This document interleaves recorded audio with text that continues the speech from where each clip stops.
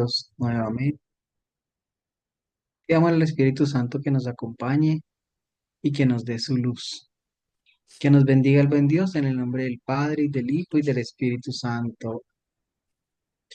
Bueno, muy bien, entonces estamos recogiendo una serie de características propias de esta cultura helenística que nos parecen claves para poder preparar nuestra lectura del texto de los Hechos de los Apóstoles. ¿Por qué? Porque como habíamos dicho, Lucas, al parecer médico, buen dominador de la lengua griega, pues es un gran heredero de esta costumbre helenística. Y digamos que lo más importante de esta cultura helenística tiene que ver propiamente con la lengua griega.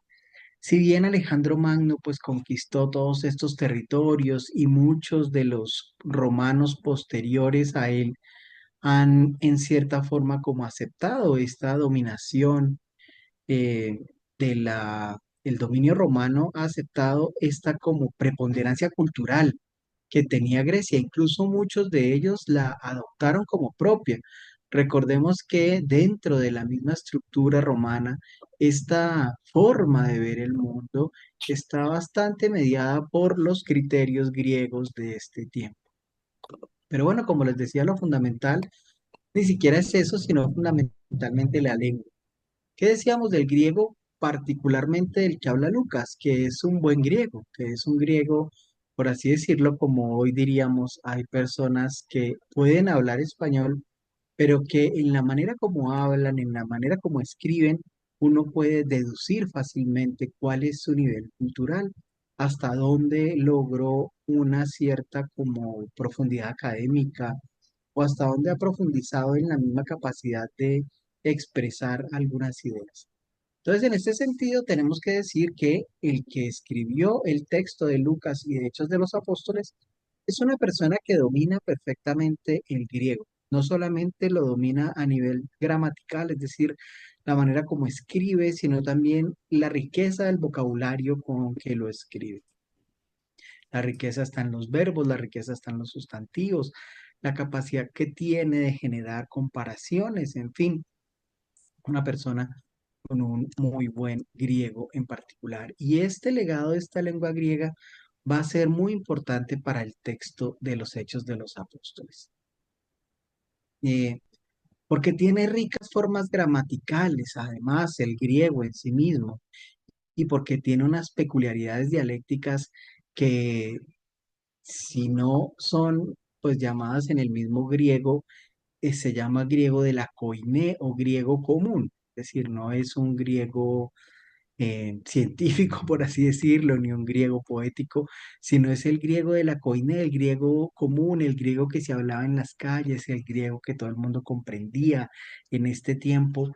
Y aunque tiene una riqueza lexical, de todas maneras tiene también la maravilla de poderse incultural, es decir, es un griego que es el griego del pueblo, por así decirlo, el griego que hablaban las mayorías.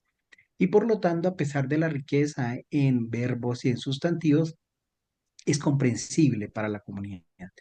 Y esto va a ser clave en este tema de evangelización de estas primeras iglesias que deciden hacer del griego la manera como se evangeliza. Y también, desde luego, la manera como se pretenden, pero cómo se presentan los textos como tal. Entonces, estos discípulos de Jesús básicamente lo que van a hacer es adoptar esta misma como forma clásica romana de eh, reunir a estas comunidades que van conquistando poco a poco y también entonces acoger el griego como lengua. Se adoptó básicamente como lengua oficial y duró aproximadamente hasta el año 500 de nuestra era como lengua oficial.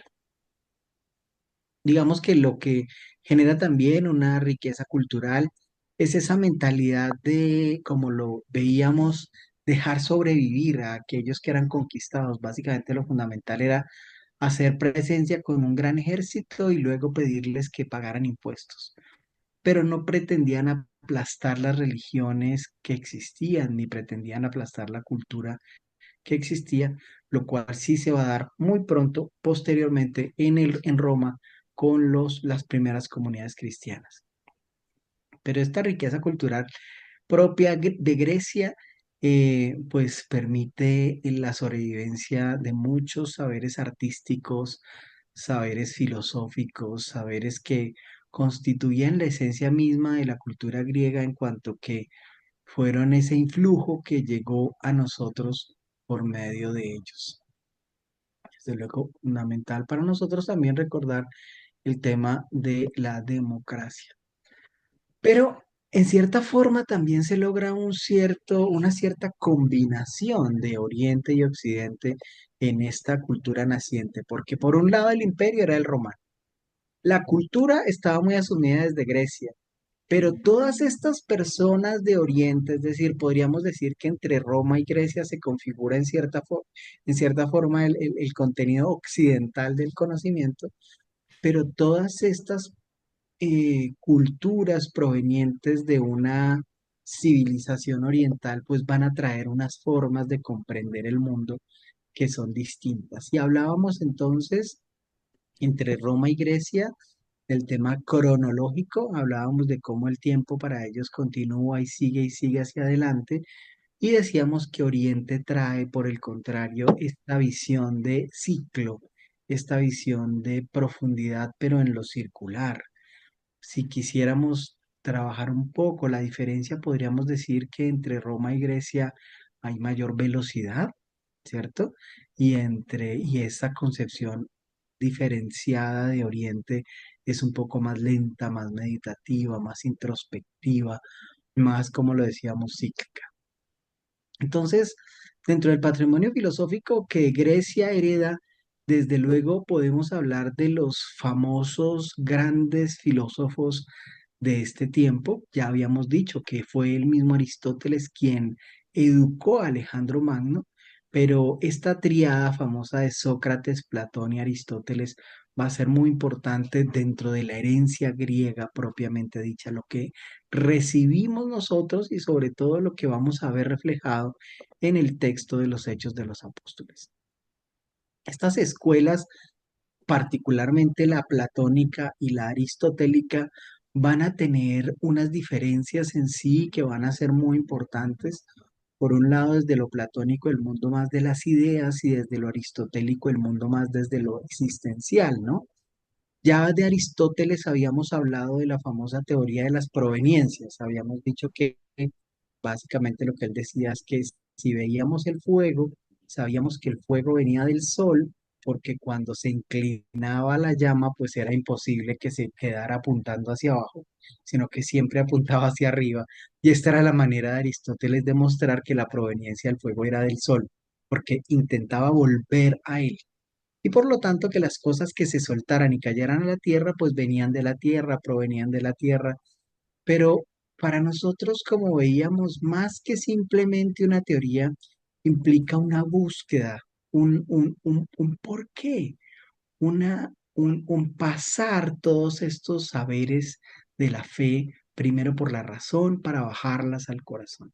Si bien nosotros hoy en día podríamos decir que entren por el cerebro para que lleguen al corazón, no podemos olvidar que desde este concepto oriental, ya lo habíamos dicho, ellos pensaban que el que pensaba, el que razonaba, no era el cerebro, sino el corazón.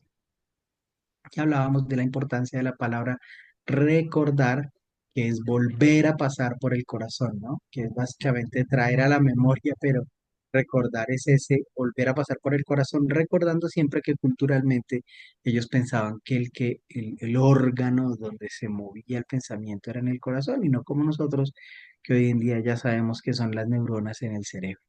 Pero bueno, entonces, herederos de estas escuelas de Platón y Aristóteles, eh, tenemos esa influencia helenística. Pero también hay dos escuelas que son famosas en Grecia y son la escuela de la Estoa y la escuela epicúrea o epicureísmo. Son dos formas distintas de abordar.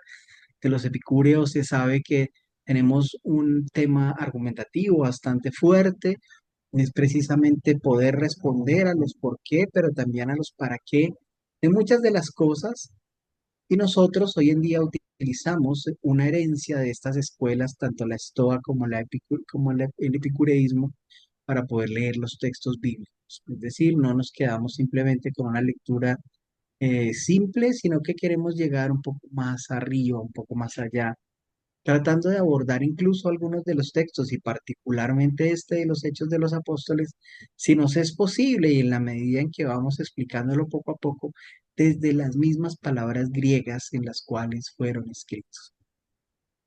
Hablemos un poquitito de la estoa. Básicamente la estoa fue como el comienzo de la obra de tres filósofos y de tres filosofías propiamente dicho, porque la estoa tiene en su base a Zenón, a Cleantes y a Crisipo. Ellos son, por así decirlo, los precursores, los gestores, los que logran la génesis de la estoa. Desde luego es una escuela que como todas pues tiene sus subidas y bajadas, estamos hablando más o menos hacia el año 200 de nuestra era. Eh, pero digamos, estas subidas y bajadas las llevaron a que la estoa eh, también acogiera otros pensadores, no solamente Zenón, Cleantes y Crisipo, sino también pertenecieron a esta escuela de la Estoa Panecio y Posidonio. Digamos que dentro de los romanos famosos pertenecientes a la Estoa están Epicteto, Séneca y Marco Aurelio. Son no solamente personajes maravillosos que vamos a recibir en herencia las formas como ellos trabajaban la argumentación y el lenguaje, sino que también eh, llegan como una especie de herencia literaria que deberemos, pues, que en su momento comprender, para comprender qué nos llega de esta escuela de la historia. Por otro lado, los estoicos, pues, básicamente tienen un sistema filosófico que logró gran cohesión, que logró gran amplitud, que fue bastante reconocido. La parte central de los estoicos y que va a ser muy importante para nosotros también en el texto de los Hechos de los Apóstoles es propiamente lo ético, la ética. Los estoicos construyen un sistema que está basado y se centra mucho en la ética y tenía al hombre también como gestor de este conocimiento, es decir, hay un antropocentrismo importante dentro de la escuela estoica que también va a ser clave para juntar estas realidades de los dioses, de estos dioses, este politeísmo griego y romano, pero también llevarlo a una participación supremamente activa y fuerte por parte de la presencia del hombre dentro de la vida religiosa y cultural. A tal punto que es conocido el pasaje cuando San Pablo llega a visitar este templo politeísta y les dice a ellos, este Dios que ustedes dicen no tener nombre, de este Dios les vengo a hablar yo. Entonces, vamos a hablar un poquito de estos estoicos que tenían esta estructura basada en la ética, pero también tenía al hombre como posibilidad de sabiduría, es decir, entendía que el hombre tenía esos dones, ¿no? Del entendimiento y de la sabiduría y que los podía poner al servicio de los demás. Y aquí esa construcción famosa griega llamada el ágora, en la cual estos hombres tienen esa capacidad de entendimiento y de sabiduría, van a enriquecerse unos a otros de ese entendimiento y de esa sabiduría por medio del diálogo, por medio de la confrontación pacífica, bueno, a veces no tan pacífica, pero sí tratando de mostrar sus argumentos con un sustento de tipo teórico, de tipo argumentativo, muy bien consolidado. Entonces, esta capacidad de entendimiento y de sabiduría es la que poco a poco va construyendo como las normas o las maneras en los cuales se van moviendo las cosas dentro de la polis, dentro de esta herencia griega que van a retomar los romanos. Y desde luego que van a ser muy importantes también a la hora de hablar de leyes, a la hora de hablar de la reglamentación. Esto le va a permitir al famoso código romano, es decir, a la estructura legal romana, una gran fuerza, porque van a estar basadas grandemente en normas que son propiamente estudiadas desde la naturaleza. Ya decíamos que para ellos era muy importante el tema de las proveniencias. Las normas de la naturaleza van a regir muchas de las cosas que van a estar presentes en este imperio romano. ¿Para qué? Para poder llevar el ánimo frente a las diferentes adversidades, comprendiendo que poniéndole un poco, como hoy diríamos, de lógica a las cosas que ocurren. Es decir, que no se entienda ya solamente que porque hay hambre, entonces es Dios que los está castigando, sino también empezando a identificar cuáles son las causas que llevaron a que esa hambre se diera. De la misma forma, los desastres naturales. ¿Por qué ocurre esto? Es decir, ¿por qué se vino la montaña encima? Y ya se empieza a entender que no, que lo que pasó fue que el agua se represó, que debido al represamiento del agua, el agua arrastró a la montaña. Ya no solamente estamos pasando un poco a la evolución de la comprensión desde lo humano de aquellos fenómenos naturales que suceden y sobre todo alrededor de las adversidades. ¿Cuál era la felicidad según los estoicos? La palabra felicidad estaba asociada a otra palabra muy reconocida por nosotros hoy en día y es la palabra virtud, los valores. Hay una axiología detrás. Si hay felicidad es porque se comprenden unos valores, se viven unos valores y esto va a ser muy importante cuando hablemos de los hechos de los apóstoles. ¿Cuáles son los valores que rigen a esta comunidad naciente? Porque como ya sabemos, la felicidad de la cultura griega está basada precisamente en estos valores, en tener esa capacidad de vivir estos valores.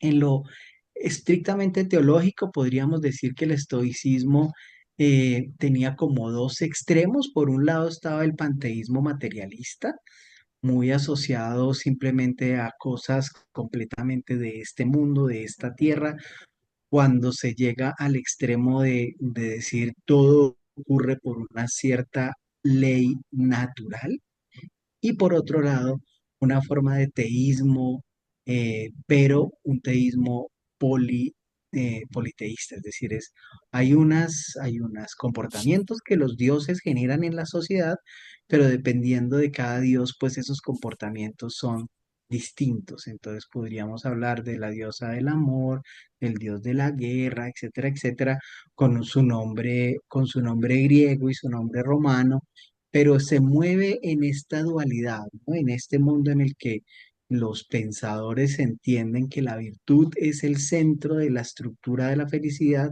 toda la axiología de estos valores son los que construyen la felicidad, pero también dentro de esta virtud está la capacidad de la comprensión. Por lo tanto, se puede comprender o desde lo estrictamente material, de este panteísmo materialista, o desde lo demasiado teológico y todo asumirlo desde la proveniencia de los dioses, pero tratando de comprender un poco esta teología, por qué el Dios, para qué el Dios, cómo es el que es ese Dios.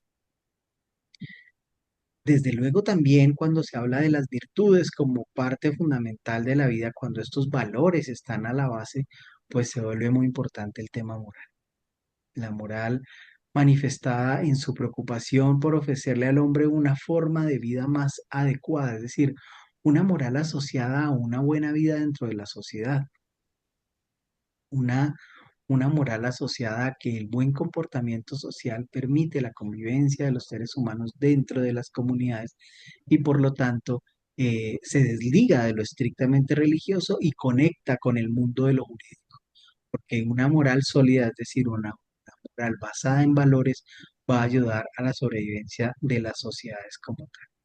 Esta filosofía, lógicamente, también contribuyó a que la inteligencia se fuera fortaleciendo mucho, la capacidad argumentativa, las preguntas del por qué y para qué, esta capacidad de dialogar con otras personas que tienen una cierta cultura, una cierta profundidad intelectual, le va a generar la posibilidad de un crecimiento argumentativo y, por así decirlo, la mejora en lo que podríamos denominar una inteligencia colectiva.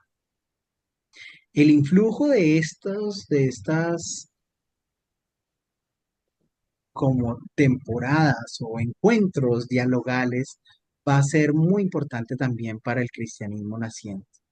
¿Por qué? Porque también va a ser el origen de un contrapeso cristiano que en su momento dialogaremos un poco más en profundidad y es el gnosticismo. El gnosticismo va a ser muy importante para la solidificación del cristianismo. Aunque parezca increíble, siempre es muy importante que existan estos pesos y contrapesos. A veces decimos, ay, qué mal que existan otras religiones cristianas distintas al catolicismo. Y aquí vamos a ver que es gracias al gnosticismo y gracias a estas como otras formas de ver el mundo que se va a fortalecer mucho el cristianismo. Si no hubiera existido el gnosticismo, seguramente no habríamos tenido la necesidad de consolidar unas bases tan sólidas como las que se van a dar en en este momento de la historia cuando leamos los Hechos de los Apóstoles.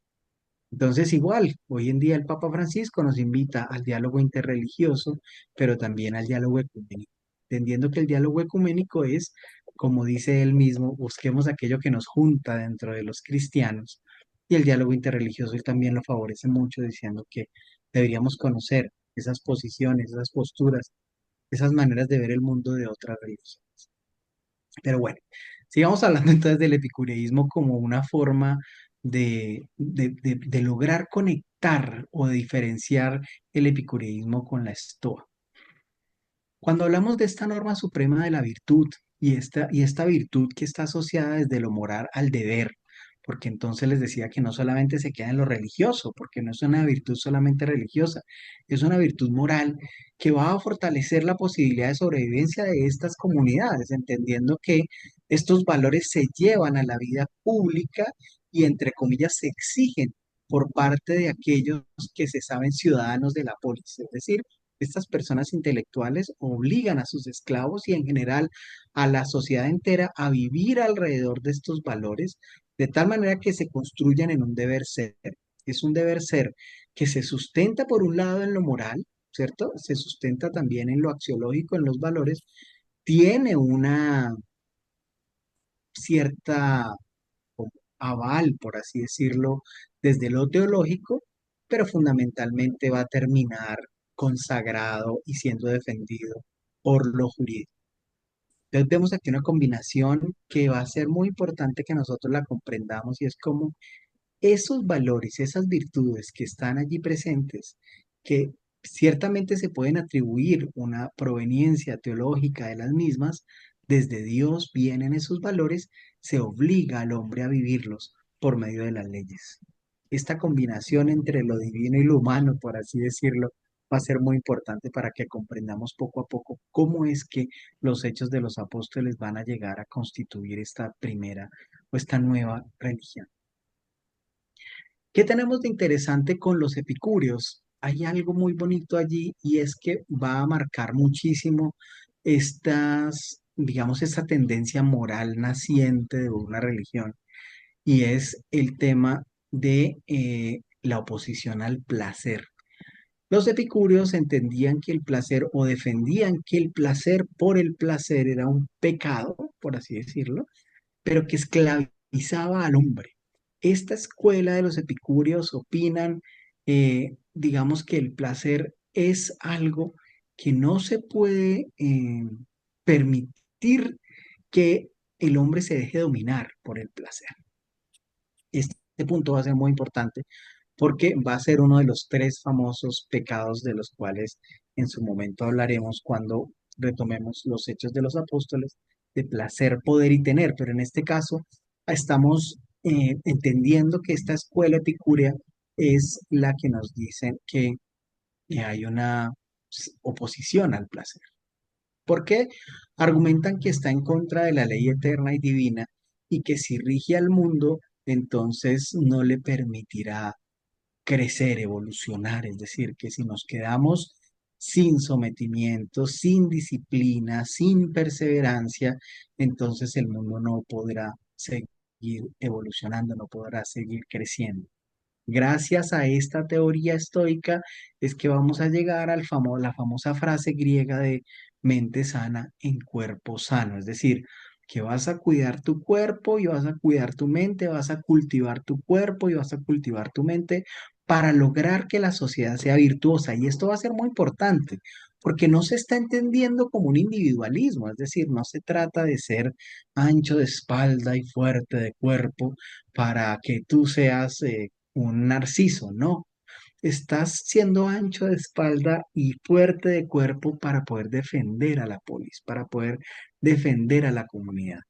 Tiene sentido que cuides tu cuerpo y que cuides tu salud porque te entiendes miembro fundamental de un cuerpo. Y esta herencia la vamos a ver presente en los hechos de los apóstoles. Bueno, pues démosle gracias al Señor que nos permite familiarizarnos cada vez más con esta preparación a la lectura del libro de los Hechos de los Apóstoles. Les decía que va a ser inevitable que siempre estemos hablando un poquito de Lucas para que tengamos esa referencia, pero poco a poco nos vamos acercando a este conocimiento que estamos construyendo. Que el Señor los bendiga en el nombre del Padre, y del Hijo, y del Espíritu Santo. Amén.